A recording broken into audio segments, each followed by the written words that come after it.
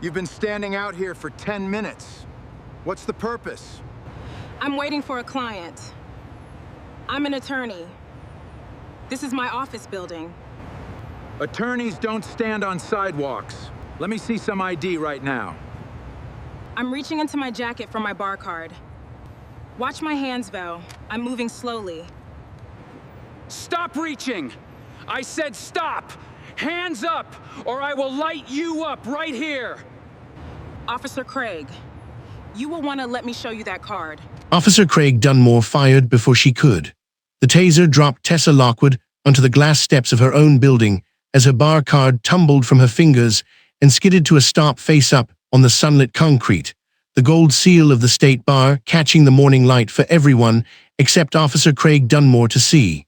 Her white blouse tore at the shoulder and her black trousers buckled as her body locked against the steps. And the 22 people gathered on the sidewalk watched in silence so complete you could hear the taser's clicking cycle. Officer Craig Dunmore's partner holstered his weapon slowly, staring at the bar card on the ground with an expression that looked very much like a man watching his pension disappear. The detail printed on that bar card, the detail Officer Craig Dunmore had refused to see listed Tessa Lockwood's firm as legal counsel of record for the city of Morrison, retained specifically to defend law enforcement officers against misconduct claims, including Officer Craig Dunmore's own name on a pending case set for arbitration in 72 hours. Before continuing, comment where in the world you are watching from and make sure to subscribe because tomorrow's story is one you can't miss. Officer Craig Dunmore said, "You've been standing out here for 10 minutes. What's the purpose?" Tessa Lockwood pulled the phone from her ear slowly, deliberately, the way a person does when they have decided to give a situation more patience than it deserves. She looked at him with the measured calm of someone who had spent 17 years in courtrooms where losing composure cost people their freedom. She said, "I'm waiting for a client. I'm an attorney. This is my office building." Officer Craig Dunmore looked up at the glass facade of Lockwood Legal Group behind her, then looked back at her as though the two pieces of information did not connect. He was 38 years old, short-sleeved navy uniform pressed and clean, sunglasses pushed up on his forehead in the 9 o'clock light. He had the posture of a man who had never once been told he was wrong in a professional setting and had grown comfortable in that absence. He said, "Attorneys don't stand on sidewalks. Let me see some ID right now." The sky above Morrison was completely cloudless that Tuesday morning, the kind of sky that makes everything look overexposed, the kind of light that leaves no shadow to hide in. The sun came straight down on the glass steps of Lockwood Legal Group and bounced back up off the polished concrete and made the whole block look like something photographed for a civic brochure. It was 9:14 a.m. Tessa Lockwood had been standing on those steps for 11 minutes, waiting for her 9:30 appointment, a young woman named Yolanda Fitch, who always arrived early and always came through the front. Tessa Lockwood had taken the call outside because her office on the 4th floor was having its windows recorked and the noise was unbearable, and because the morning was extraordinary and she had a habit, when the morning was extraordinary, of standing in it for a few minutes before the day consumed her. She was 44 years old. She wore a white blouse tucked into black trousers with a single-button black blazer over it, and she carried a leather portfolio under her left arm and her phone in her left hand. Her bar card was in the interior breast pocket of the blazer, exactly where it always was. She had founded Lockwood Legal Group 11 years ago with 2 associates and a second-hand copier, and had grown it into a 12-attorney firm with a support staff of 9. Her name was on the glass behind her in letters 8 inches tall. She had argued in front of the state Supreme Court 4 times and won 3 of those arguments. None of that was visible on her face at this moment, because what was visible on her face at this moment was patience, and patience in a woman like Tessa Lockwood was not softness. It was precision. She said, "I'm reaching into my jacket for my bar card. Watch my hands. I'm moving slowly." Officer Craig Dunmore said, "Stop reaching." I said, "Stop. Hands up or I will light you up right here." The 22 people on that sidewalk, a mix of office workers cutting through on their way to the parking structure, a food delivery driver paused with his cart, 3 people at the corner bus stop, a woman pushing a stroller who had slowed to a stop without realizing she'd done it. All of them froze in the particular way that people freeze when something is happening that should not be happening. No one moved. No one said anything. The delivery driver's hand went to his phone, but he did not raise it. Not yet. The woman with the stroller took one step backward without turning around. The silence on that block was not the silence of indifference. It was the silence of witnesses who understood what they were watching and did not know how to stop it. Tessa Lockwood had her right hand raised, palm out, fingers spread, and her left hand still held the phone at her side at a downward angle, the way you hold something you have already surrendered the use of. She was looking directly at Officer Craig Dunmore. She said his name. She said it the way she said a case number in an arbitration room, with full clarity and no emotional decoration. She said, "Officer Craig Dunmore, you will want to let me show you that card." He fired before she could. The taser made a sound that the people on the sidewalk would later describe to police, to journalists, to each other, in ways that never quite matched, but all landed in the same place: a sharp mechanical cycling, a clicking that did not stop immediately, a sound that belonged in a machine shop and not on a sunlit civic sidewalk on a Tuesday morning. Tessa Lockwood's body locked. Not fell locked first. The muscles seizing in the involuntary full-body contraction that a taser produces, the kind of physical event that the body does not negotiate with. She hit the glass steps hard on her right side. Her white blouse tore at the shoulder seam when her arm caught the edge of the second step. Her black trousers buckled at the knee. The leather portfolio skidded away and opened on the concrete, papers fanning out in the clean morning light. The bar card came out of her breast pocket on the way down. It tumbled from the jacket fold, spun once in the air, a small rectangular card, the kind of thing you could lose between couch cushions, the kind of thing that meant everything and looked like nothing, and skidded face up on the sunlit concrete at the base of the steps. The gold seal of the state bar caught the morning light like a coin tossed into a fountain.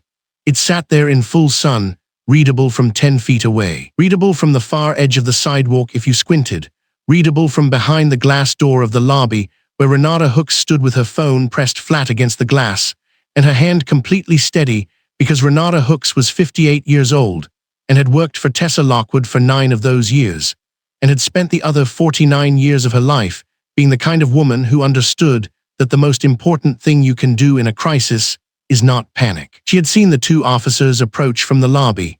She had moved to the door when she saw Craig Dunmore's posture shift. She had raised her phone when she saw Tessa Lockwood raise her hand. She caught everything from the first word.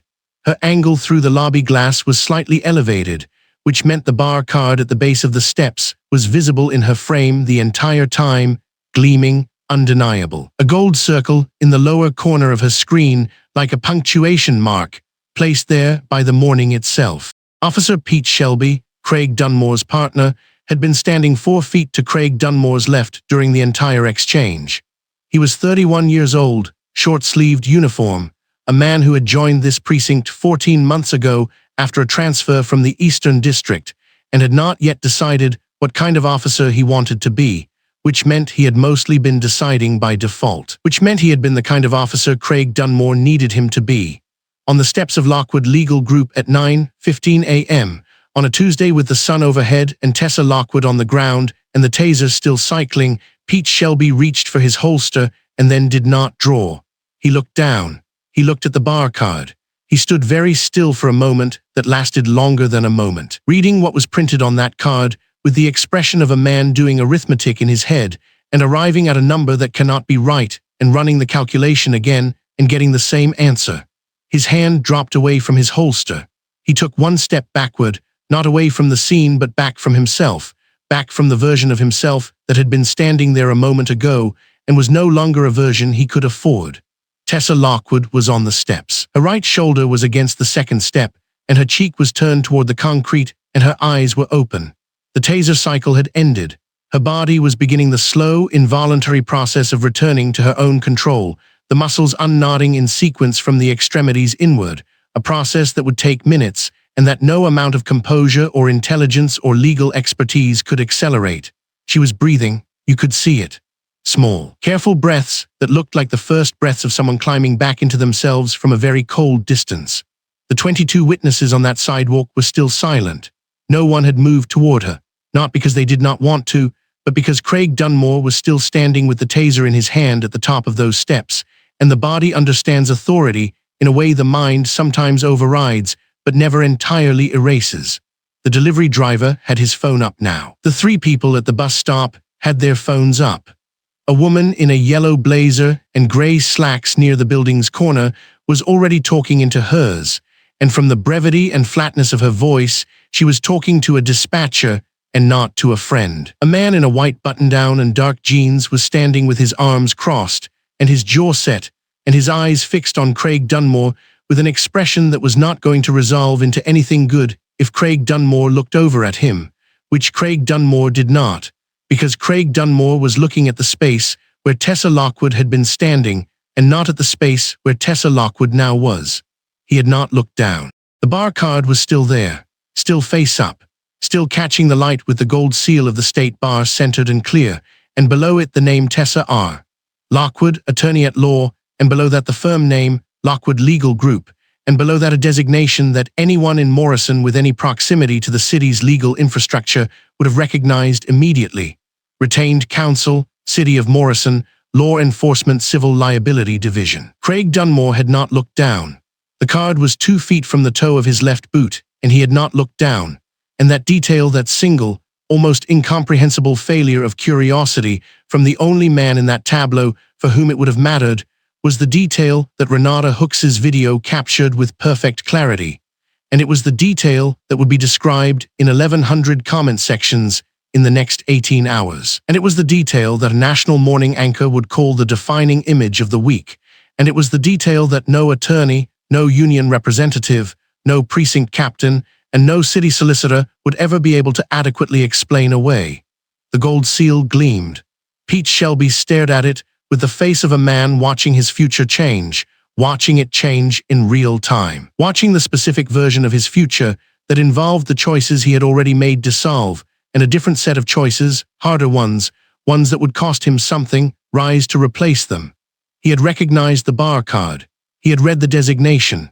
He understood, with the full and terrible clarity of someone standing at the exact wrong place at the exact right time, what had just happened on these steps, and what it meant, and what it was going to mean. And the knowledge sat in him like something swallowed the wrong way. Tessa Lockwood's fingers moved, small, careful, the fingertips of her right hand pressing against the sunlit concrete as her body began, slowly and with complete dignity, to remember how to be Tessa Lockwood again. Craig Dunmore had still not looked down. The fluorescent lights in Morrison General Hospital's trauma bay did not flicker. They held steady and white and relentless, the kind of light that strips everything down to its true condition, the kind of light that does not allow for anything to be softened or half seen. Tessa Lockwood lay in the hospital bed in Bay 4 with a paper gown replacing her white blouse and black trousers, and the overhead light fell across her face without mercy or tenderness. Her right shoulder was immobilized. The taser contact points on her left side had been cleaned and dressed. Her phone was on the rolling tray beside her screen, still lit. She had not cried, she had not screamed. When the paramedics helped her up from the sunlit steps of her own building, she had looked at the two of them calmly and said, "I have a 9:30 client."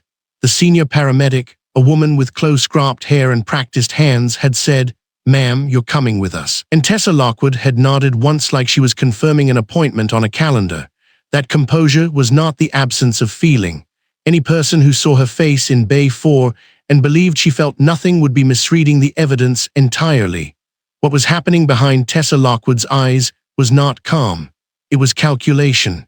Grief and calculation running side by side. The way two rivers run parallel before they converge and become something much larger and much faster than either was alone.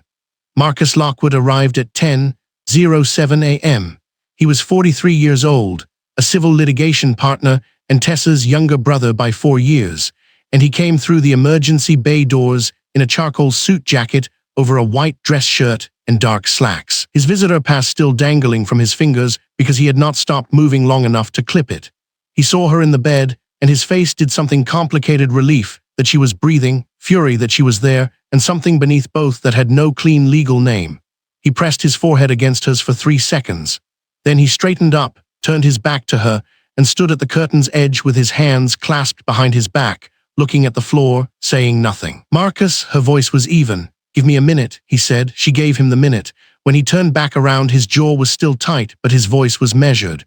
"They took you away from your own building on a gurney," he said, "in front of your clients, your staff, on a Tuesday morning." "I know where I was," she said quietly. "Craig Dunmore." He said the name like it was a case number. He filed a report already. Tessa Lockwood looked at him. How do you know that? Because his union rep filed it before the ambulance left the block. Marcus Lockwood reached into his jacket and placed his phone on her tray table. The screen showed a screenshot. Someone had already obtained a copy of the preliminary incident report through a department contact. The text was small but legible under the fluorescent light.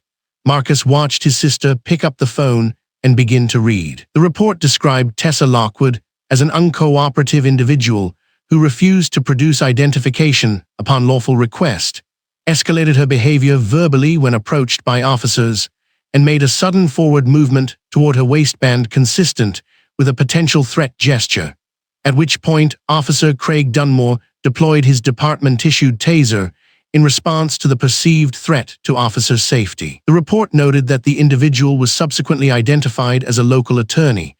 It used no name. It called her the individual 4 times. Tessa Lockwood set the phone down on the tray. She did not throw it. She did not raise her voice. She looked at the fluorescent panel above her for exactly 2 seconds and then looked back at her brother. He typed that report before the ambulance got here, she said. The sentence was not a question. Marcus nodded. He had the language ready, she said. Sudden movement toward her waistband, perceived threat to officer safety. He knew what he was doing on those steps, and he knew what he was going to say about it before he even did it. She paused. Get me my laptop. Marcus Lockwood looked at her. Tess, you are in a hospital bed with a torn shoulder and taser. My laptop, Marcus, and call Renata. I need her to pull every exterior camera angle from businesses on the block. The dry cleaner on the corner has had a working exterior camera since 2019. The coffee shop across the street upgraded theirs last year. I want every angle she can get, and I want the timestamps preserved unedited. Have her contact each business owner directly, not through the police liaison, directly. She held his gaze. My laptop. He brought it. By 11:45 a.m. Tessa Lockwood was propped against a raised hospital bed with her laptop open across her thighs, the overhead fluorescent light catching the screen's surface, and Renata Hooks's video was at 400,000 views. The number was climbing so fast that when Tessa Lockwood refreshed the page, it moved before her eyes. She watched the video once, from beginning to end, without expression. She watched Craig Dunmore's face in the moment before he deployed the taser, that fraction of a second before the decision, where a different man might have paused, where a different man might have looked down at the bar card already extending toward him in her hand. Craig Dunmore had not looked down. He had looked at her. She watched it a second time. Then she opened a new document and began building a timeline minute by minute, from the moment Craig Dunmore had first crossed onto the steps of Lockwood Legal Group. At 12:09 p.m., her office line forwarded a call to her cell. The caller identified herself as Carla Odom, investigative reporter with the Morrison Ledger. Her voice was professional and careful, the voice of someone who understood that the first 30 seconds of this conversation would determine whether she got the story or got a dial tone. Ms. Lockwood, she said, I want to be honest with you about what I have and what I'm asking. Tessa Lockwood listened without interrupting. Carla Odom told her she had Renata Hooks's video, a copy of Craig Dunmore's incident report obtained independently, confirmation from 3 witness accounts, and a visual match she had already put to her editor, the bar card visible on the step with the gold state seal catching direct sunlight, and Craig Dunmore's eyes aimed elsewhere. She said she was calling Tessa Lockwood not to run a victim story, but because she suspected there was a larger story, and she was not willing to print half of it if the other half was something the public needed to know. Tessa Lockwood said, I appreciate your transparency, Ms. Odom. I am not in a position to comment on an active legal matter, but I am in a position to tell you that you should continue pulling the thread you already have. Incident reports from officers in Morrison's 3rd District for the past 8 months. I'd start there. There was a brief silence on Carla Odom's end. 3rd District specifically, Tessa Lockwood said, stops near commercial properties. Focus on the demographics of the individuals stopped. The reason for stop notation and the outcome, and then compare that to whether any underlying offense was ever charged. Carla Odom said, I'll be in touch, Ms. Lockwood. I expect you will, Tessa Lockwood said, and ended the call. Marcus Lockwood, who had been sitting in the chair beside the bed with his arms crossed and his mouth shut for the better part of the last hour, looked at his sister with an expression she recognized It was the expression he wore when he was watching her do something in a courtroom that he had not anticipated and could not yet fully follow. "You're building something," he said. "I've been building something since I was face down on those steps," she said, without looking up from the laptop. The attending physician returned at 12:30 to review her shoulder imaging and update her discharge instructions. He spoke to her directly and clearly, which she appreciated. The shoulder was a partial tear, manageable, painful, requiring rest, and a follow-up with an orthopedic specialist within the week. The taser contact sites were dressed and clean. She could be discharged in an hour if her vitals held. Tessa Lockwood thanked him, asked one specific question about pain medication interactions with prolonged concentration work, received a candid answer, and returned to her laptop before he had finished writing the prescription note. At 1:15 p.m., Renata Hooks texted a link to a shared folder. Inside were 6 video files: the dry cleaner's exterior camera, the coffee shop across the street, a pedestrian's cell phone video taken from 20 feet to the left that showed the full approach, the full escalation, and the full deployment. 2 additional cell phone videos from people Renata Hooks had personally contacted through the comments section of her original post, and a wide-angle clip from the bank ATM lobby on the corner, which had captured the entire scene from an elevated angle that showed, with perfect clarity, the exact position of Tessa Lockwood's hand extended outward, bar card visible, reaching toward Craig Dunmore in an unmistakable gesture of compliance in the precise moment he fired. Tessa Lockwood downloaded every file. She watched the bank ATM angle twice. She noted the timestamp. She cross-referenced it against the timeline she had already built. The sudden movement toward her waistband in Craig Dunmore's report had occurred at 9:16 a.m., according to the department's own call log timestamp. The bank ATM video showed the same moment from a distance of 31 feet and an elevated angle, and what it showed was a woman extending a card toward an officer who chose not to see it. She titled the document she was building, Lockwood v. City of Morrison Preliminary Evidence Index. She saved it to an encrypted drive Marcus had brought with the laptop. At 1:52 p.m., Renata Hooks called and asked if she wanted the printed case files brought to the hospital or held at the office. "Bring them here," Tessa Lockwood said. "All of them, every active city council file. I want every case I am currently retained on for the city." "That's 11 files," Renata said. "Bring all 11. Renata Hooks arrived at 2:30 with a document box under one arm and a coffee in her other hand that she set on the tray table without being asked, because she had worked with Tessa Lockwood for 11 years, and she understood the specific requirements of Tessa Lockwood in operational mode. She set the box on the foot of the bed. She took her customary position standing at the window where the afternoon light came in through the glass panels above the hospital courtyard. A clean and steady natural light that cut across the room at a low angle and landed on the document box like a spotlight.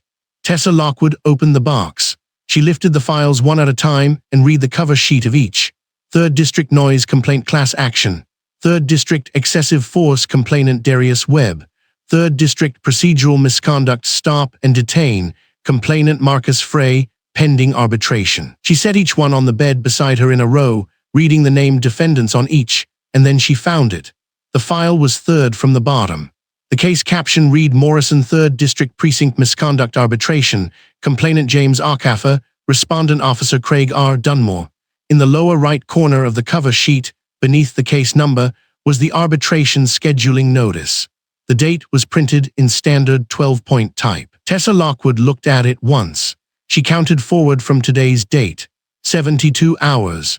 Craig Dunmore's misconduct arbitration was scheduled for 72 hours from now, and the city's retained legal counsel for that proceeding, the attorney assigned to navigate the arbitration, familiar with the evidence, the complainant, the stop record, and the named officer's personnel file, was the same woman Craig Dunmore had tased on the steps of her own building this morning while she was on her way inside to do exactly this work. He had seen her name on that arbitration notice. He had known who she was, and he had tased her anyway. Tessa Lockwood looked at the date on the scheduling notice for 3 full seconds. Then, for the first time since 9:14 a.m., she smiled. It was not a large smile. It did not reach performance or declaration. It was small and still, and it arrived in the corners of her mouth like a verdict being quietly recorded before anyone else in the room understood what had just been decided. Marcus Lockwood saw it from the chair and went very still. Renata Hooks, at the window, turned her head. Neither of them said anything. They did not need to. They had both seen Tessa Lockwood smile in a courtroom before. They both knew what it meant. It meant she had just found the load-bearing wall, and she knew exactly where to push. Yolanda Fitch had taken 3 buses to get to Morrison General Hospital. That was the first thing Tessa Lockwood noticed when Renata Hooks called ahead to say the girl was coming not to the firm, not to the lobby where they were supposed to meet at 9:30 that morning, but to the hospital. 3 buses. Yolanda Fitch did not own a car. She had taken the 7 North from her apartment on Delmer Street, transferred at the Civic Center stop to the 14 East, and then walked 6 blocks from the last drop-off because the 22 did not run on Tuesdays before noon. She had done all of that because she watched her attorney get tased on the steps of a building where she was supposed to feel safe, and she needed to see with her own eyes that Tessa Lockwood was still standing. Tessa Lockwood was already discharged by the time Yolanda arrived. She had signed the paperwork at 11:47, refused the sling the attending physician recommended for the torn shoulder, and asked Marcus to bring the black garment bag she kept in the back office closet for court days when weather ruined a morning.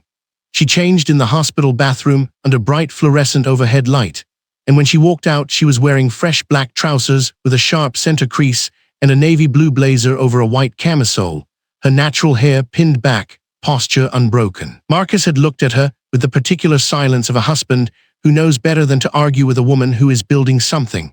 They drove back to Lockwood Legal Group together. Tessa Lockwood did not speak for most of the ride. She sat with her laptop open on her knees and read Craig Dunmore's incident report a second time, slowly, moving her lips at certain phrases the way a person does when language offends them at a structural level. Uncooperative. Sudden movement. Refused to identify. She closed the laptop when they pulled into the firm's parking structure and sat for a moment with her hand flat on the cover. She's going to be scared, Tessa said. Yolanda, Marcus asked. She has 2 weeks until her trial date, and she just watched the person responsible for her defense hit the concrete outside this building. Yes, she is going to be scared. Tessa opened the car door, which means the first thing I do is make sure she isn't. The conference room on the 2nd floor of Lockwood Legal Group caught afternoon light through a wide skylight that ran the full length of the east wall. By 2 in the afternoon, natural light came through it in broad, clean columns that fell across the oak table and the white walls without softening them. It was a room that felt like accountability, bright and unambiguous. Tessa had chosen it deliberately. Yolanda Fitch sat in one of the high-backed chairs with both hands wrapped around a paper cup of water that Renata Hooks had brought her. She was 24 years old, and she looked younger in the way that people look younger when they are frightened and trying not to show it.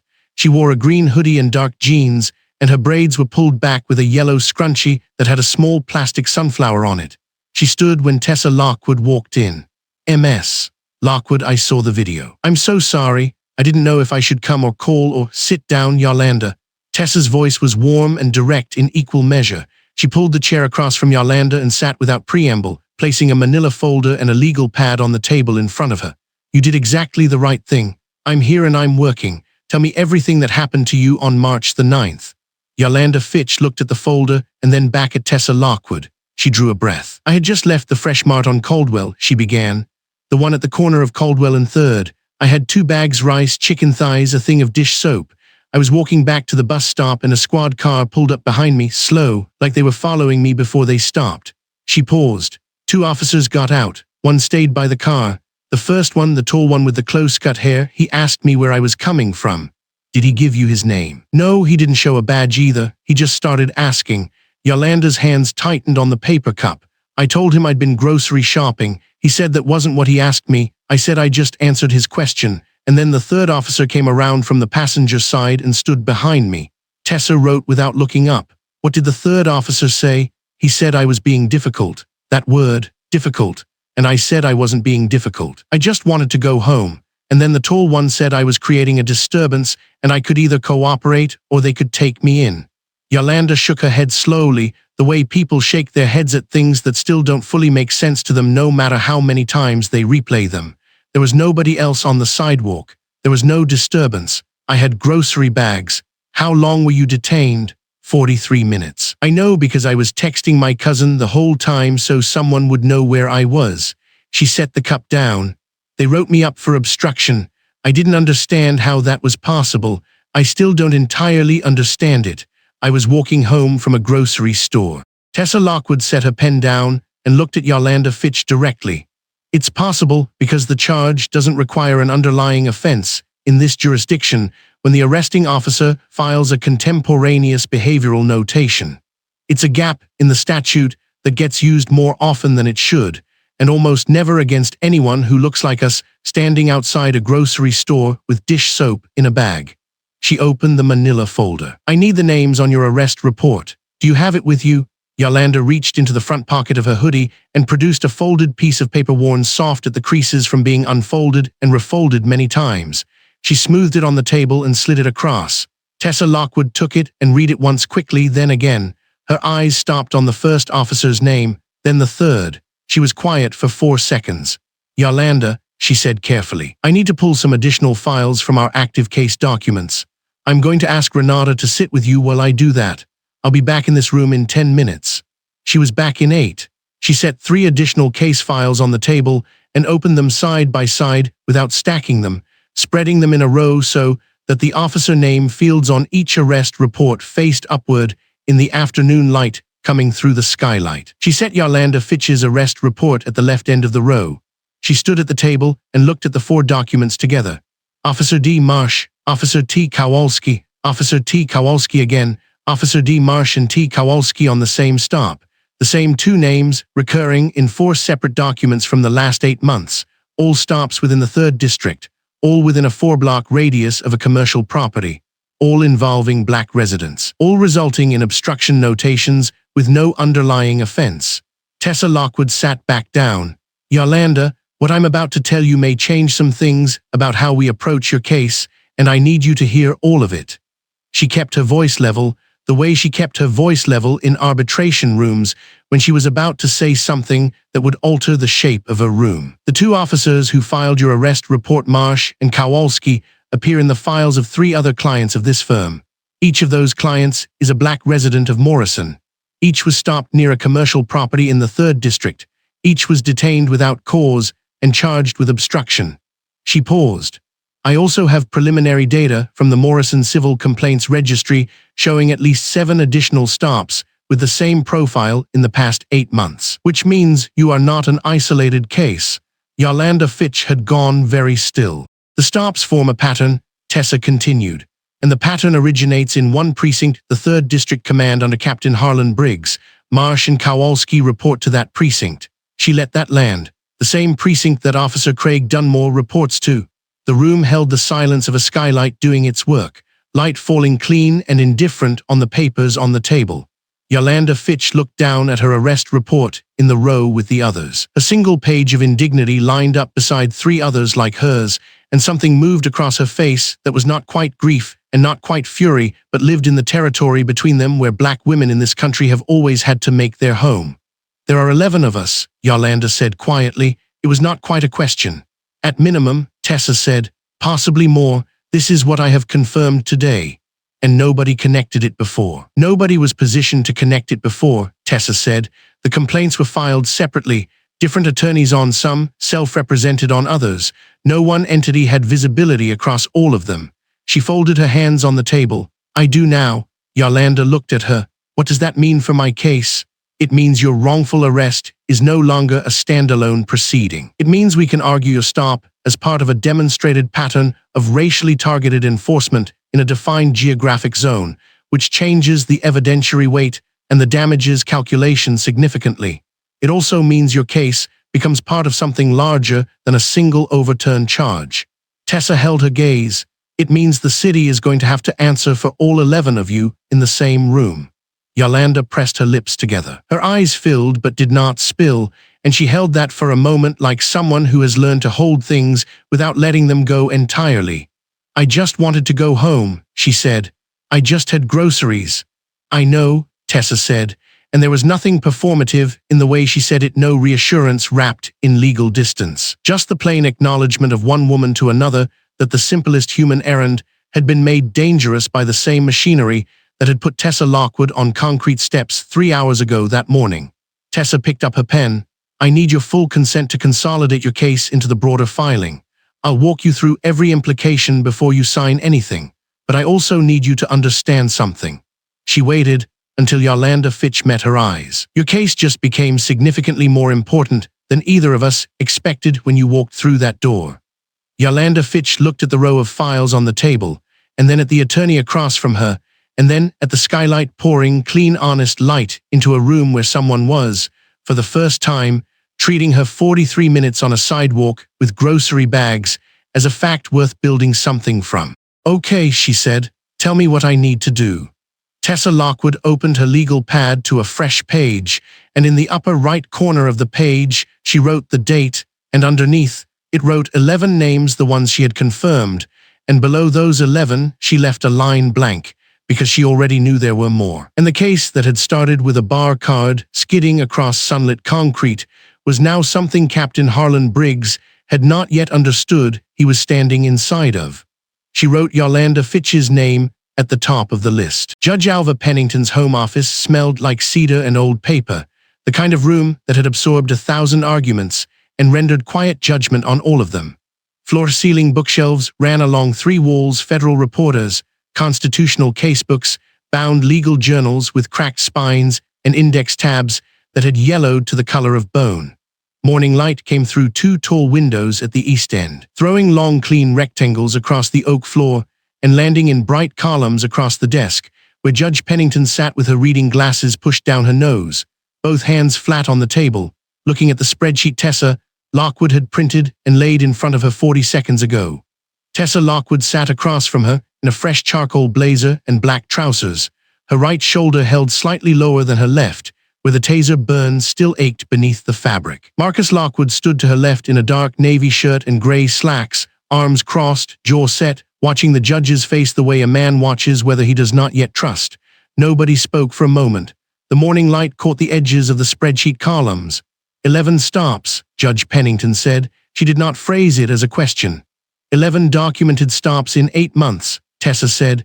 3rd District Commercial Corridor, black residents, all between the ages of 19 and 54. No underlying offense on any of them. Detentions ranging from 22 minutes to over an hour. 3 resulted in charges, all obstruction, all arising from the stop itself rather than any predicate conduct. 2 of those 3 are still pending. Judge Pennington took her glasses off and set them on the desk. She looked at Tessa Lockwood the way someone looks at a person standing exactly where they themselves once stood. I've seen this before, she said. Not in Morrison. Before Morrison, same geometry. You mark a zone, you tell your officers what activity looks like in that zone. You never put the actual target demographic in writing, but you make it very clear through deployment patterns, shift assignments, and informal performance expectations exactly what you expect them to produce. The paper trail doesn't say what the operation was. The paper trail says where the officers were, when they were there, and how often they made contact. The pattern speaks for itself if you know how to read it. I know how to read it, Tessa said. I know you do. Judge Pennington leaned back slightly. Your city council on active cases right now. That means discovery access to precinct operational memos and deployment logs as part of the existing case files. You don't need a subpoena. You need a formal written request and a case number to attach it to. I have 3 active case numbers, Tessa said. One of them has Craig Dunmore's name on it. Marcus made a short sound that was not quite a laugh. Judge Pennington put her glasses back on. File the request this afternoon. Make it broad. Deployment logs, shift assignment records, any performance benchmark communications issued by precinct command in the past 12 months. You frame it as standard discovery in the existing misconduct case, and it goes through channels before anyone thinks to slow it down. Tessa was already writing on the legal pad balanced on her knee. She wrote without looking up. Handwriting was small and precise, the letters leaning slightly forward like they were in a hurry to arrive somewhere. They will figure out what you're doing, Judge Pennington said. I'm counting on it, Tessa said. I want them to know exactly what I'm looking for before the documents arrive. I want them to sit with that. Judge Pennington looked at her for a moment, then nodded once, the nod of a woman who recognized a particular kind of architecture when she saw it being built. Tessa filed the formal discovery request at 2:17 that afternoon from her office on the 4th floor of Lockwood Legal Group. Natural light came through the skylight above her desk in a wide, clean panel. She filed electronically through the city's legal portal, attaching all 3 case numbers, and sent a hard copy by certified mail to the precinct's administrative office and to the city solicitor's office simultaneously. She then asked Renata Hooks to note the timestamp on everything and place it in the case file. Renata did not ask why. After 31 years as a paralegal, Renata Hooks understood that timestamps were sometimes the most important thing in any room. Captain Harlan Briggs received the request at 3:44 p.m. Tessa knew this because the certified mail tracking updated to delivered at 3:44 p.m. and the city portal logged the document as opened at 3:51 p.m. from an IP address registered to the 3rd District Administrative Office. She did not know what Captain Harlan Briggs said when he read it, but she had a reasonable imagination. At 4:22 p.m., her desk phone rang. The caller ID read City Solicitor Office Morrison. She reached across her desk, pressed the small button on her recorder, confirmed the green light, and answered. Tessa Lockwood, MS Lockwood. The voice was Preston Waite's measured, careful, the voice of a man who had rehearsed this call at least twice before dialing. This is Preston Waite, City Solicitor. I'm calling because I understand you've filed a discovery request relating to the 3rd District operational files. I filed a standard discovery request in active cases where the city is a party, Tessa said. That's correct. A brief pause. I'm also calling because the city is aware of the incident that occurred on Tuesday morning involving Officer Craig Dunmore, and I want to be clear that we take that matter seriously. Tessa said nothing. She had learned years ago that silence in a phone call was a more powerful tool than most people ever figured out how to use. Preston Waite filled the silence. The city would like to resolve this matter in a way that reflects its commitment to accountability. We're prepared to cover all of your medical expenses in full. We would issue a formal statement of regret from the mayor's office. And Officer Dunmore would be suspended without pay for 30 days pending an internal review. Tessa looked at the green light on the recorder. In exchange, Preston Waite continued, the city would ask that you step down as retained city council on the active police misconduct cases, given what the city considers to be an irreconcilable personal conflict arising from Tuesday's incident, and that you execute a full release of claims. The sunlight through the skylight had shifted slightly, going from white to the faint early gold of late afternoon. Tessa watched it move across the surface of her desk. Mr. Waite, she said, let me make sure I understand the city's position. Officer Craig Dunmore tased me on the public steps of my own firm while I was reaching for my bar card, filed a false incident report, and is currently a named defendant in a misconduct case I am scheduled to argue. The city's response to this sequence of events is to offer me a 30-day suspension and ask me to go away. Another pause, longer this time. The city isn't asking you to go away, MS Lockwood. The city is offering, thank you for calling, Mr. Waite, Tessa said. I'll be in touch. She ended the call. She looked at the recorder. She pressed the stop button, labeled the file with the date and timestamp, and saved it in 3 separate locations. Then she sat quietly for exactly 4 seconds, which was not 4 minutes that would come later, in a different context, for a different reason. 4 seconds was enough to let the full weight of what Preston Waite had just done settle into the room and become evidence. She called Carla Odom at the Morrison Ledger at 4:41 p.m. Carla, she said when the journalist picked up. The city just offered to settle. A sharp intake of breath on the other end of the line. When, 18 minutes ago, direct call from Preston Waite. What did they offer? Medical expenses, a statement of regret, and a 30-day suspension for Officer Dunmore in exchange for my withdrawal as city council and a full release of all claims. Carla was quiet for a moment. Tessa could hear the sound of keys being pressed. That's Tessa, that's the city trying to buy you out of your own cases. Yes, Tessa said. It is. Are you going to play me the recording? No, Tessa said. Not yet, but I want you to know it happened, and I want you to know that I documented it, and I want you to understand the shape of what is being built here before the next piece lands. The discovery request, Carla said. The deployment logs, Tessa said. When they arrive, you'll understand why the city is afraid. She did not tell Carla Odom what she expected to find. A story told before the evidence arrives is a rumor.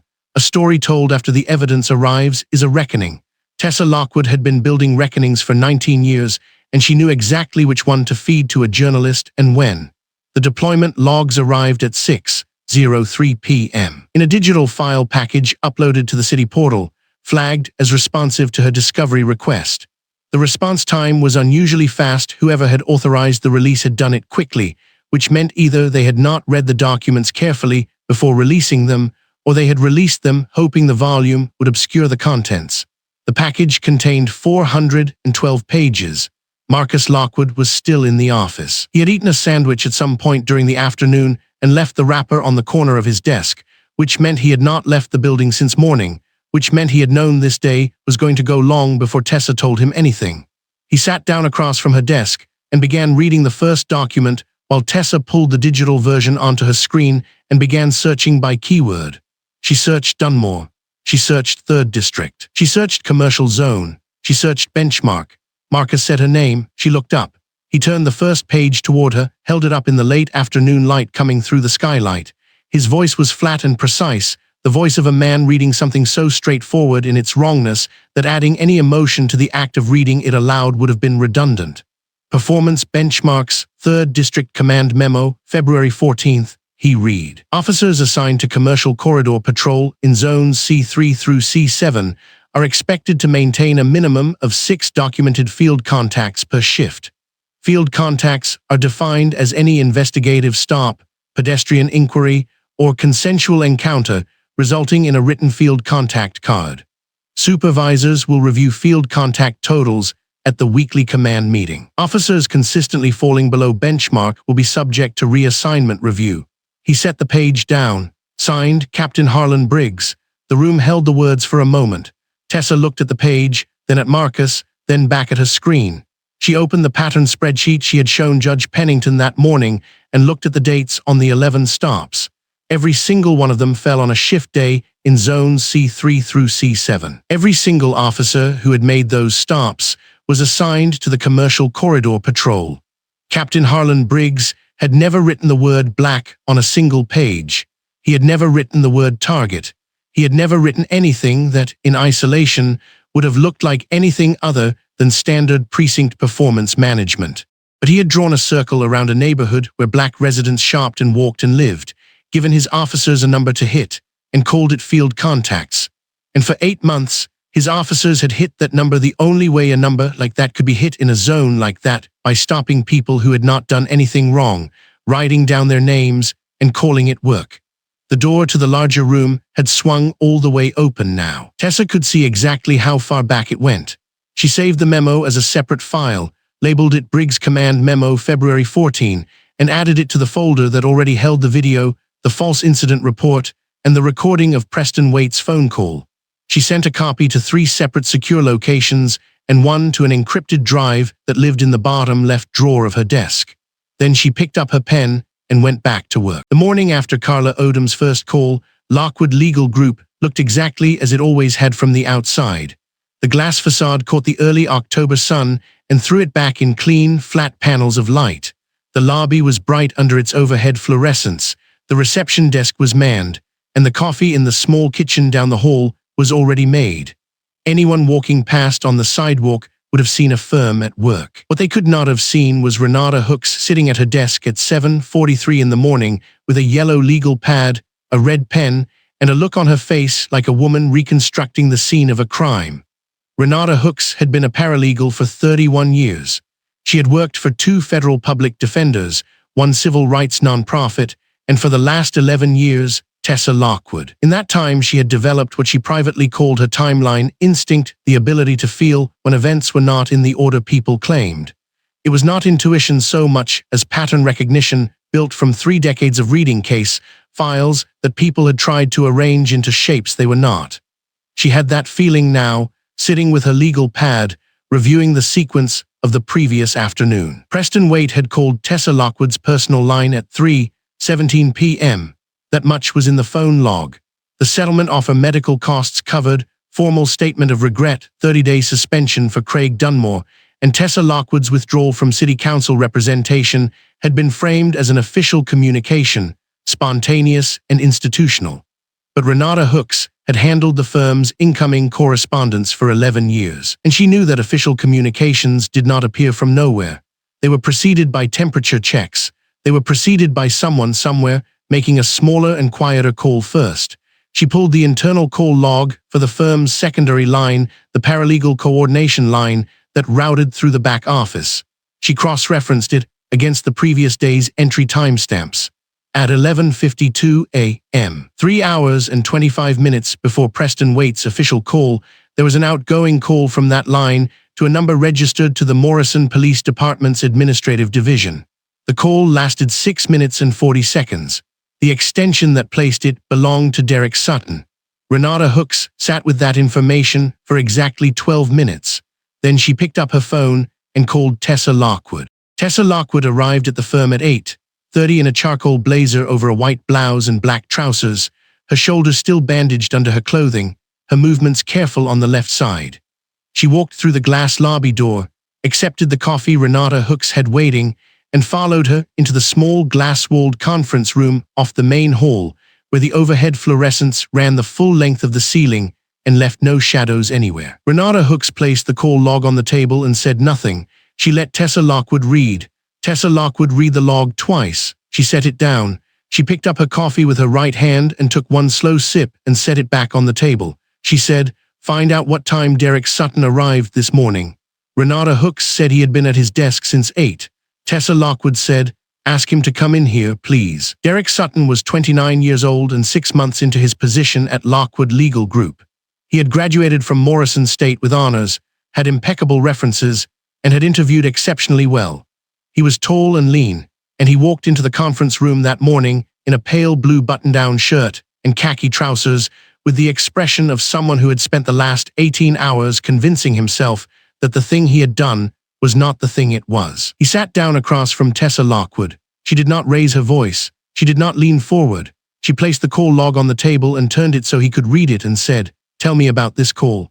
Derek Sutton looked at the log for 4 seconds. Then he looked at Tessa Lockwood and said a man named Gerald Foss had contacted him the previous morning, described himself as a liaison with the city solicitor's office, and asked Derek Sutton, as a courtesy, whether Tessa Lockwood was likely to be receptive to a quiet resolution of the current situation. Derek Sutton said he had told Gerald Foss only that Tessa Lockwood was a professional. He said he had not thought it required disclosure because he had said nothing substantive. He said he was sorry.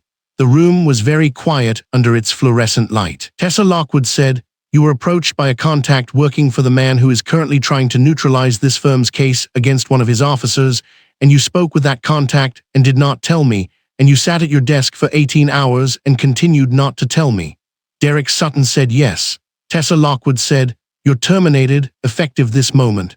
You will be escorted to your desk to collect your personal items. You will not access any case files, any digital drives, or any firm correspondence. HR will send your final documentation by end of day. There is no outburst here. There is nothing dramatic. You made a choice that endangered my clients, and you made it quietly, which is the worst kind. I wish you well, and I need you to leave." Derek Sutton left. Renata Hooks closed the conference room door from the outside. Tessa Lockwood sat alone in the conference room under the overhead fluorescent light. She placed both palms flat on the table. She did not move. She breathed through her nose in the measured, deliberate way she had learned from her mother, who had been a labor and delivery nurse for 28 years and who had understood that the body would follow what the mind insisted on. Tessa Lockwood sat in that silence for 4 minutes. Not 3, not 5. 4 full minutes in which she did not speak, did not reach for her phone, did not arrange the next move. She simply sat with what it felt like to discover that the breach had not come from the city's offices or from Craig Dunmore's precinct or from a hostile judge or an opposing attorney. It had come from inside the room, from someone she had chosen, trained, and trusted, from someone who had sat 3 doors down from Renata Hooks and attended team meetings and learned the name of every active client in this firm's care. That was the particular temperature of this betrayal, and she needed to feel it completely before she was done with it, because she would not be coming back to feel it later.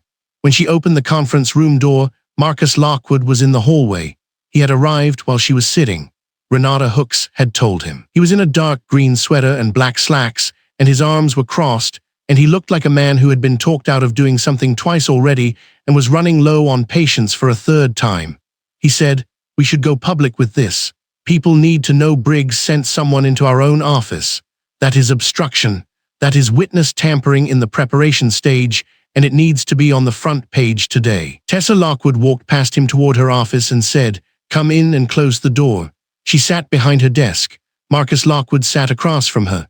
The skylight above her office desk filled the room with clean, direct overhead light that made everything visible and flat and clear.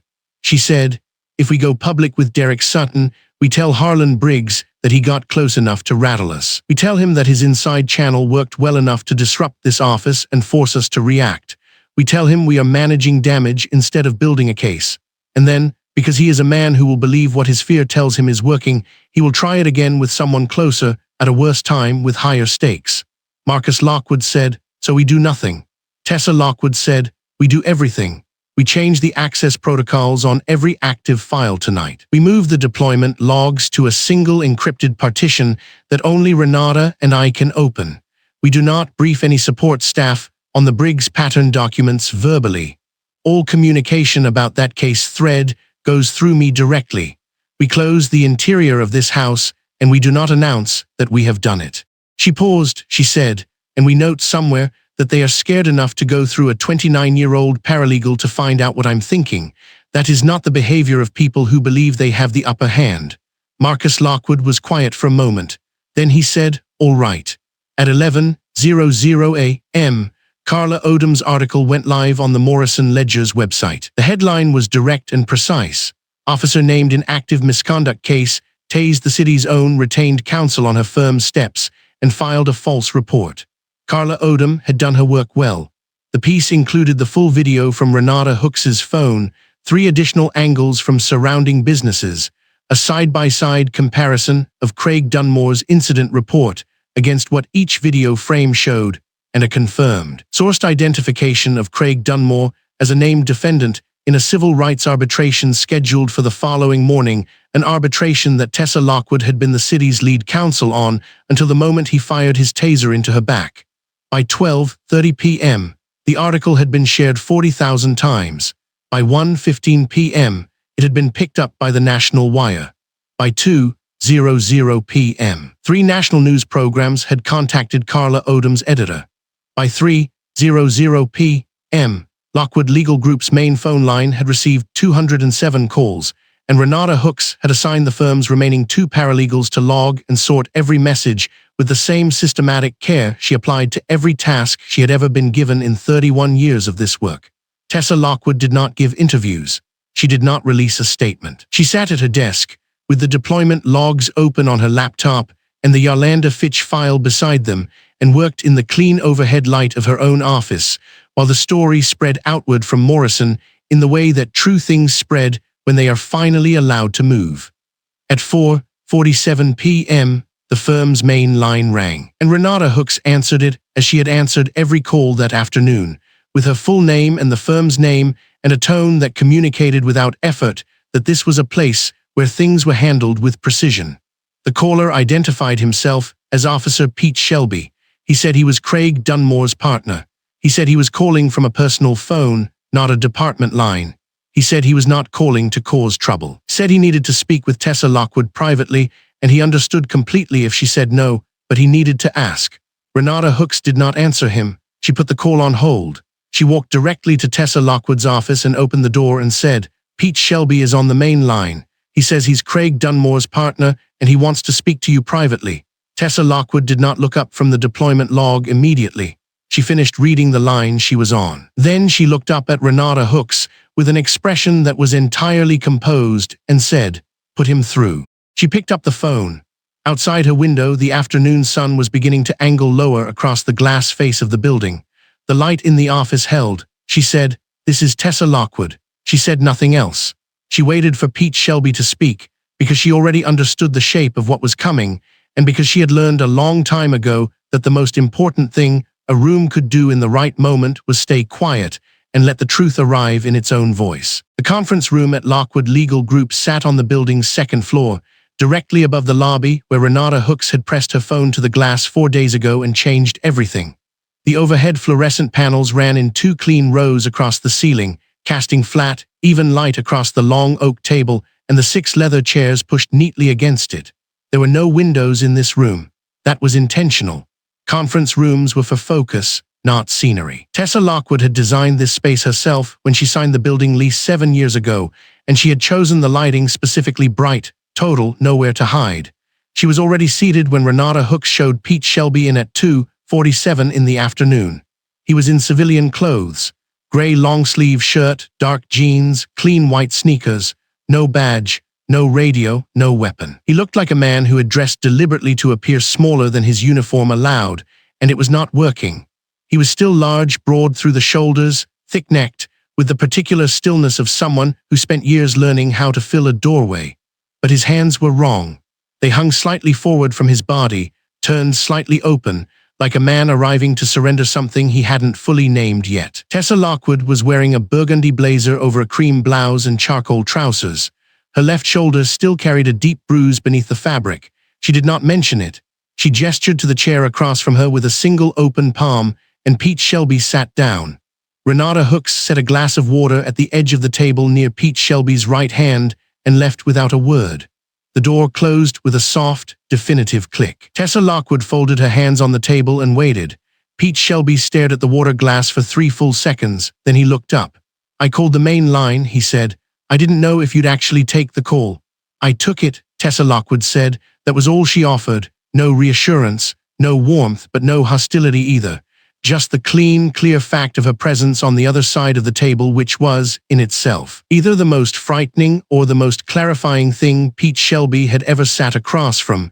She watched him decide which one it was going to be. He cleared his throat. "I need you to understand that I didn't know he was going to do it. What he did on the steps. I didn't know it was going to go that far." Tessa Lockwood said nothing. "But I knew something," Pete Shelby said, and the words came out slower, like he was pulling them up from somewhere they'd been sitting, heavy and unattended, for 4 days.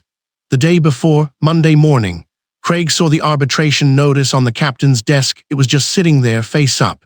He saw your name on it. He read the whole header, and then he turned to me and said," Pete Shelby paused. He pressed his lips together. "He said she thinks she's going to walk into that room and own us. He said she needed to be reminded of her place before she got the chance." The fluorescent light did not flicker. The room did not shift. Tessa Lockwood sat perfectly still and let the sentence exist in the air between them exactly as it was. "He said it like it was nothing," Pete Shelby continued, his voice dropping a register.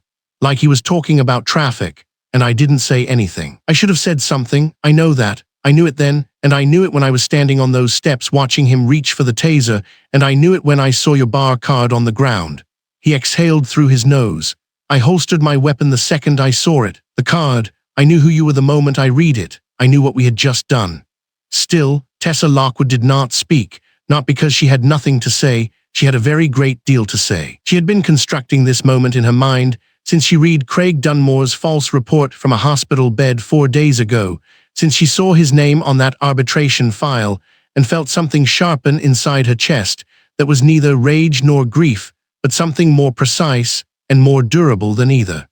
She stayed quiet because Pete Shelby was not finished, and she understood instinctively that the worst thing she could do right now was interrupt the particular architecture of a guilty man's confession.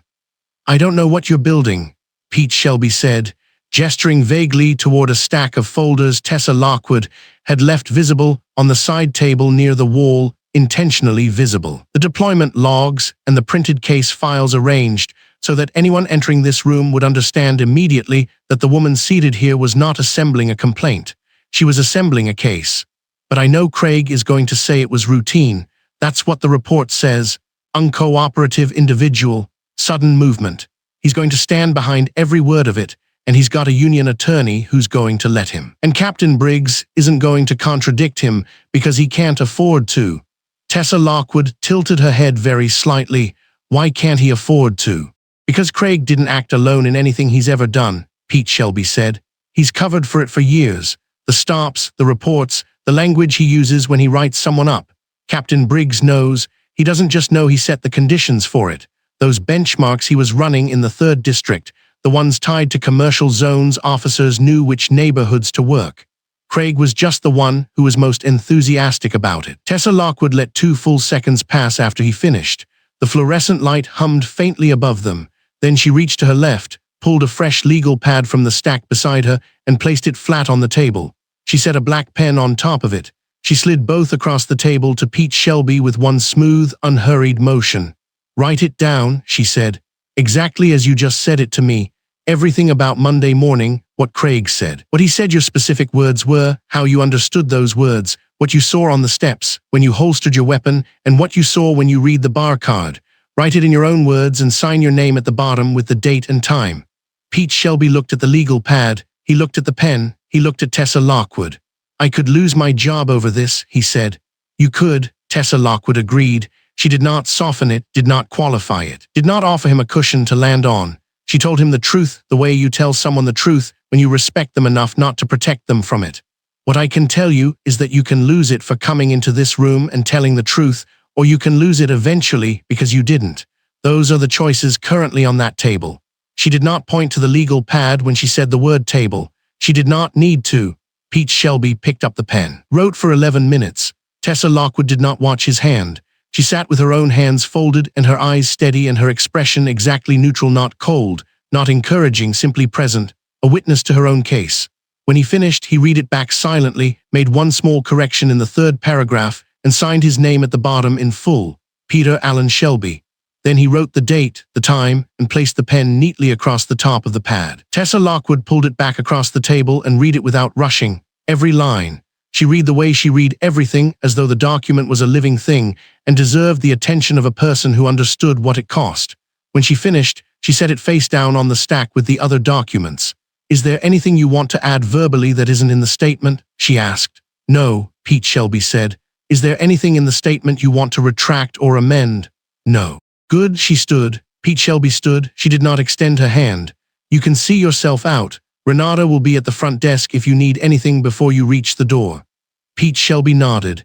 He picked up the water glass, realized he still hadn't touched it, and set it back down.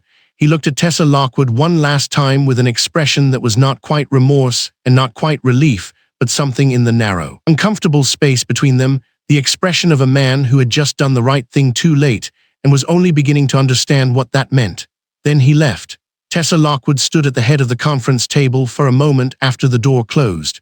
She looked at the 5 items now held within her case file, naming them quietly in her own mind, the way she named the elements of any closing argument, not for emphasis, but for clarity.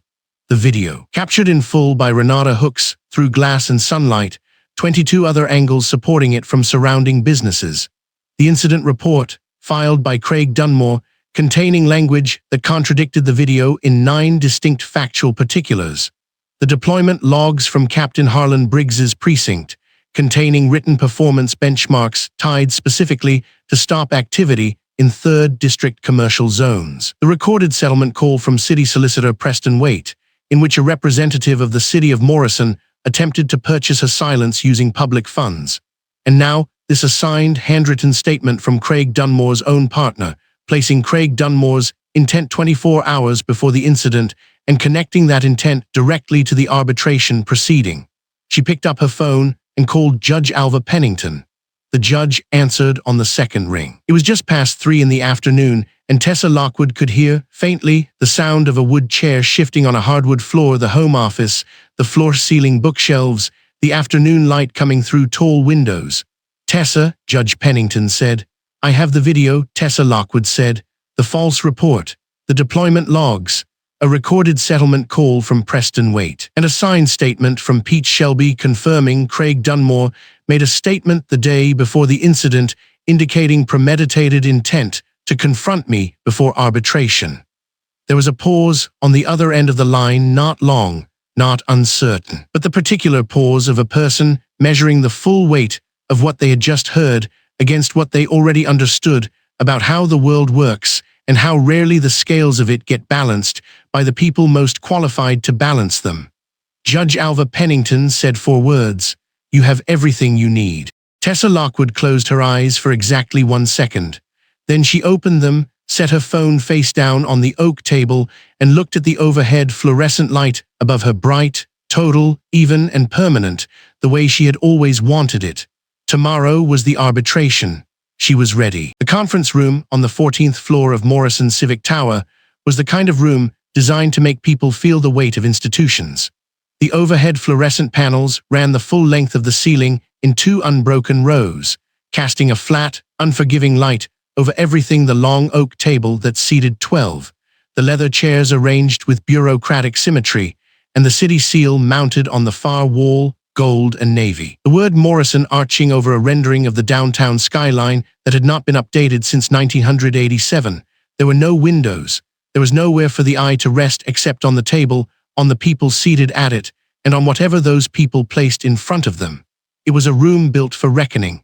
Tessa Lockwood arrived at 7:43 in the morning. The arbitration was scheduled for 9.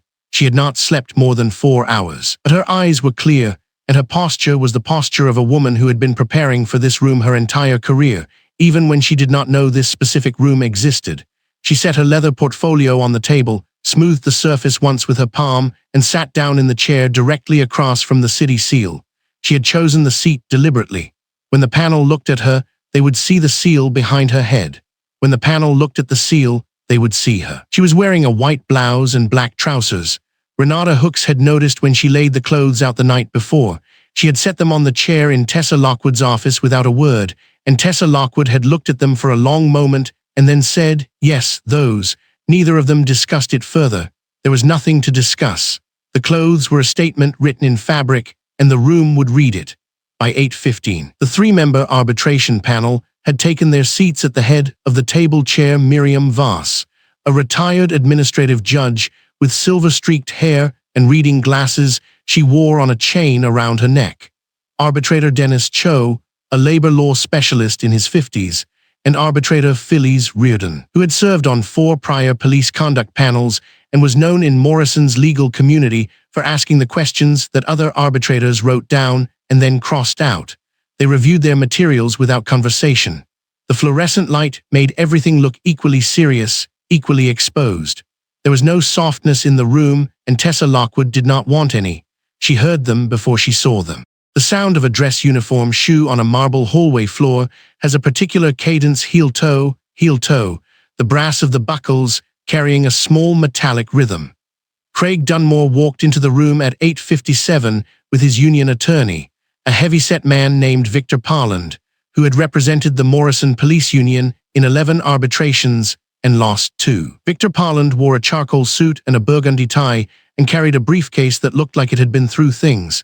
He was speaking quietly into Craig Dunmore's ear as they came through the door. Craig Dunmore was in his dress uniform, long sleeves, pressed sharp enough to leave an edge, the badge catching the fluorescent light in a flat rectangle of gold that did not gleam so much as announce itself. He had his union pin on his left lapel. His hands were at his sides. He was the version of himself that had been coached and pressed and prepared for a room like this one. He stopped when he saw her. It was not a dramatic stop, not a stumble, not a sound. It was the kind of stop that happens inside a person before the body has fully registered what the eyes have delivered. His right foot came down and did not move forward again. And for approximately 2 seconds, Craig Dunmore stood in the doorway of the arbitration room looking at Tessa Lockwood the way a man looks at something that should not be possible. The white blouse, the black trousers, her leather portfolio open in front of her, her pen uncapped and resting parallel to the notepad, her hands folded on the table. She did not look up immediately. She was reading. When she did look up, she held his eyes for exactly as long as it took him to understand that she had chosen to be the first thing he saw in this room, and that she had dressed for it. Victor Parland processed the scene 2 steps behind his client and shifted immediately into professional emergency mode. He set his briefcase down, buttoned his jacket, and addressed the arbitration panel before he had fully taken his seat. "Chairwoman Voss," Victor Parland said, "I need to raise a preliminary objection. Ms. Lockwood serves as retained counsel for the city of Morrison in police misconduct matters. That creates an irreconcilable conflict with her appearing as opposing counsel in this proceeding. The city is a named interest in the outcome of this arbitration. She cannot sit on both sides of the same table." It was a competent objection. Under different circumstances, in a different version of this morning, it might have worked. Tessa Lockwood opened her portfolio and removed a single document, a letter on Lockwood Legal Group letterhead, countersigned by the city clerk's office with a timestamp of 6:47 that morning. She slid it across the table toward Chairwoman Voss with a single smooth motion, the way you set down something you have been carrying for 3 days and are finally ready to put down. "Ms. Lockwood," Chairwoman Voss said, picking up the letter. "As of this morning," Tessa Lockwood said, I have formally withdrawn as the City of Morrison's retained counsel for all police conduct matters. The withdrawal letter cites irreconcilable conflict arising from the city's attempt to negotiate a settlement of a personal injury claim I hold against the city, a claim that arises directly from the actions of a named defendant in this proceeding. She paused. I am here today as private counsel. I am representing the original complainant in this matter, Darnell Weems, whose civil rights claim I have absorbed into a consolidated case now filed in Morrison County Superior Court. Mr. Parland is welcome to review the withdrawal letter and the notice of consolidation, both of which are in that packet. Victor Parland was already reading. His expression did not change in the way that expressions change when people are surprised. It changed in the way that expressions change when people realize they have been playing a game whose board was wider than they could see. The door on the side wall opened, and Captain Harlan Briggs entered. He was in full uniform, long sleeves, his captain's bars catching the fluorescent light with more authority than his face currently projected. He had not expected to be anything other than a background presence in this room, a precinct commander present for administrative continuity, seated against the wall, on record but not on trial. He took his chair, set his cap on his knee, and looked at Tessa Lockwood with the expression of a man who had been managing situations like this one for 20 years and was confident he could manage it for 20 more. Tessa Lockwood looked at him. "Captain Briggs," she said. That was all, 2 words. His name said quietly, with the particular quality of a woman who knows exactly what she holds and has decided the time has come to show it. She reached into her portfolio and removed 3 documents. She did not hold them up. She did not announce them with preamble or theatrical pause. She placed them on the table in a row, one after the other, with the same economy of motion she used for everything: the deployment log first, 43 pages bound at the corner with a single black clip, the recorded settlement call transcript second, 11 pages, with the relevant passages highlighted in yellow, and Pete Shelby's signed statement third, 3 pages in a clear document sleeve, his signature visible at the bottom of the last page in blue ink. She pushed all 3 across the table toward Chairwoman Voss. The room was quiet in the way that rooms become quiet when the people in them are recalibrating. Victor Parland looked at Craig Dunmore. Craig Dunmore was looking at the documents on the table, and the thing happening on his face was not quite fear and not quite recognition. It was the specific expression that arrives when a person understands that the story they have been telling themselves has run directly into a body of evidence that tells a different one. Chairwoman Voss picked up the deployment log and turned to the first flagged page. She read for 40 seconds. She set it down, removed her glasses, cleaned them on her jacket, and replaced them. She turned to Arbitrator Cho and said something too quietly for the rest of the room to hear. Arbitrator Reardon was already reading the settlement call transcript, her pen moving in small decisive marks along the margin. "I'd like to request a brief recess," Chairwoman Voss said. "Of course," Tessa Lockwood said. Captain Harlan Briggs stood up. It was the standing up of a man who has made a decision before the decision fully arrives in his conscious mind, the body moving on the instinct of self-preservation, while the brain is still composing a sentence it will never finish. He picked up his cap from his knee, placed it under his arm, and walked toward the door along the side wall. His footsteps were the only sound in the room. He did not look at Craig Dunmore. He did not look at the arbitration panel. He did not look at Tessa Lockwood. He left the room and did not come back. The door closing behind him was a small, ordinary sound that would later seem, in retrospect, like the loudest thing that happened in the room all morning. Victor Parland was leaning toward Craig Dunmore and speaking in a register that was below the threshold of clear hearing, but not below the threshold of visible urgency. Craig Dunmore was not responding in the way that clients respond when their attorneys are giving them actionable guidance. He was responding in the way that people respond when the ground beneath a version of themselves has finally given way and the falling has begun, and there is nothing left to do but fall through it. Tessa Lockwood uncapped her pen and wrote 3 lines on her notepad. She did not look at Craig Dunmore again. He was no longer the most important thing in the room. He had not been the most important thing in the room since she walked in. He had been the occasion for it. The documents were the story now, and the documents would continue being the story long after Craig Dunmore's name was a reference in a case file and a cautionary footnote in a police union handbook, and nothing more. Arbitrator Reardon finished reading the settlement call transcript and placed it face down on the table in front of her. She looked at Tessa Lockwood with an expression that contained no warmth and no hostility, only the focused attention of someone who has just been handed more than they expected and is deciding what to do with it carefully. Tessa Lockwood met her gaze and held it. Outside the room, through the walls of the Civic Tower, Morrison was going about its Tuesday morning, the same overhead light, the same cloudless sky, the same glass and concrete that had been standing 72 hours ago when a woman on the sunlit steps of her own building reached for a bar card and was put on the ground for it.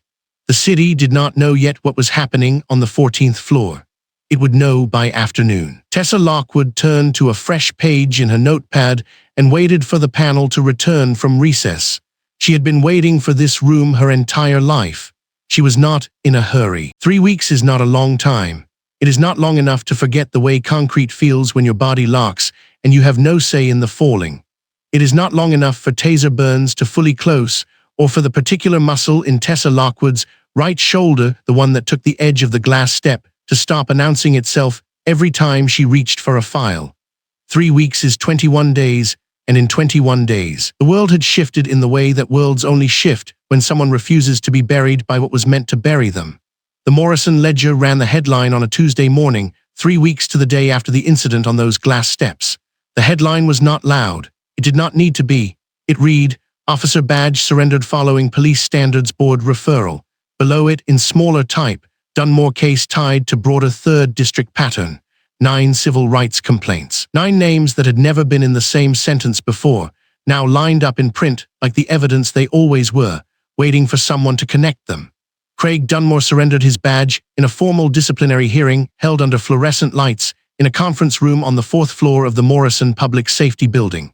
He sat in his dress uniform, long sleeves, the same union attorney at his side who had objected in the arbitration room 3 weeks prior. The arbitration panel's referral to the Police Standards Board had been unambiguous.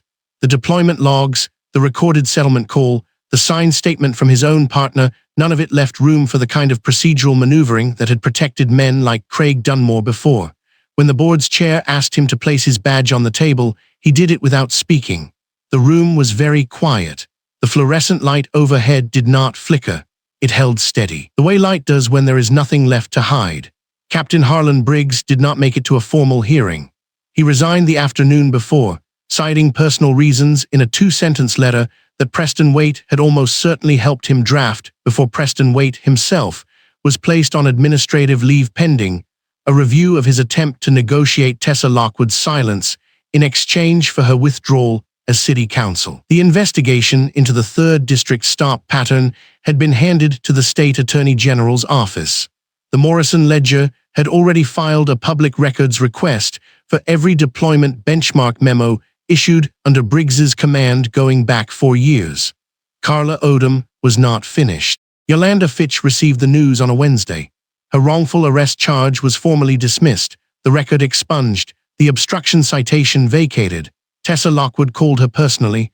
The call lasted 11 minutes. Tessa Lockwood did not tell Yolanda Fitch that she was the reason the pattern had a face, or that her case had been the first thread pulled from what turned out to be a very long and very deliberately constructed knot. She did not need to. Yolanda Fitch already knew. She had been at the arbitration. She had watched Tessa Lockwood place 3 documents on that oak table and watched Captain Harlan Briggs stand up and leave a room he never returned to. She had seen what composed, relentless, ironclad competence looked like when it moved.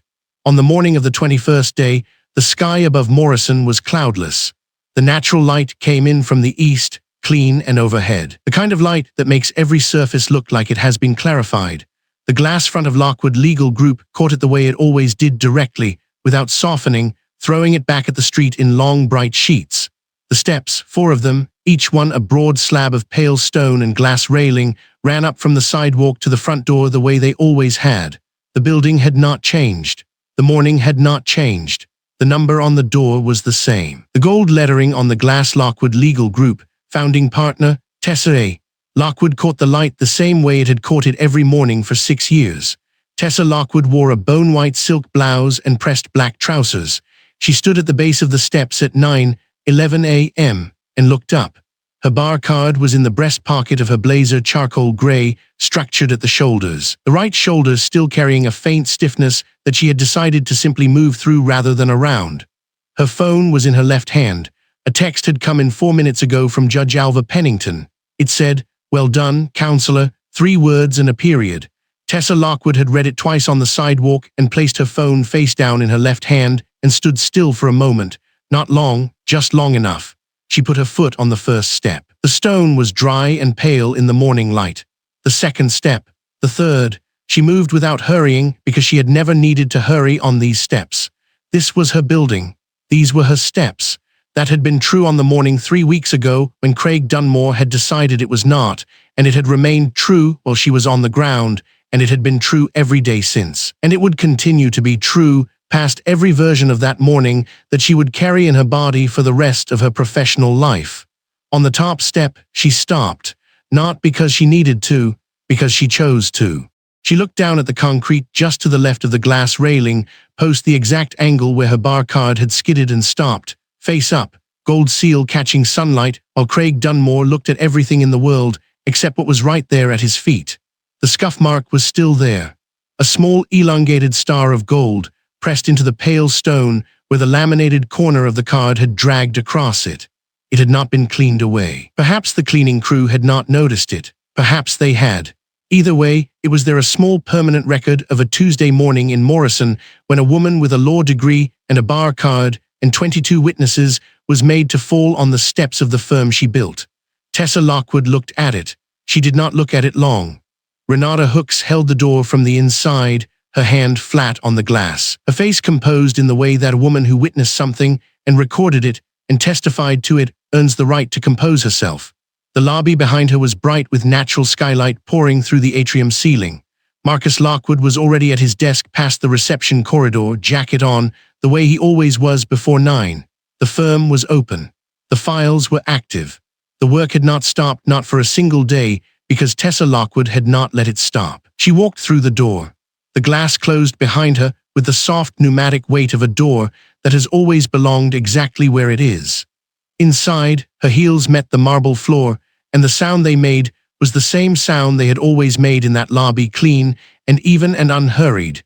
The sound of a woman who has arrived at a place that was hers before anyone tried to take it, and is hers still, and will remain hers long after every name that tried to end her has been reduced to a file number in a disciplinary archive. The firm was still standing. So was she. You just heard a story that history tried to overlook. If it stayed with you, take a second to stand with it. Subscribe, share, and help us keep telling the stories that deserve light, not silence.